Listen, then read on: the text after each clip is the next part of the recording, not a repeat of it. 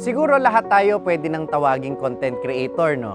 Basta nagpo-post ka ng content sa social media, content creator ka na. Pero tandaan natin, kahit maraming content creator at kahit lahat tayo content creator, iisa lang ang creator. At yun ay walang iba kundi ang ating Diyos Amang lumikha ng lahat.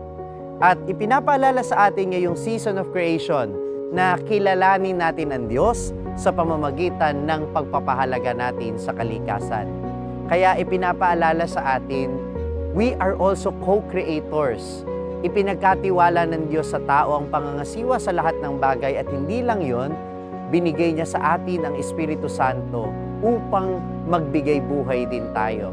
In a very concrete way, ang mga mag-asawa sa pagkakaroon ng anak ay nagbibigay daan sa bagong buhay.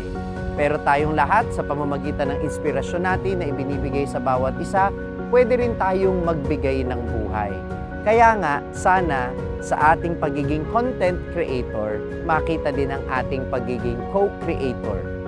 At kahit pa single ka at walang asawa kagaya ko, kapag nagbibigay buhay ang content mo, hindi ka lang content creator, kundi co-creator.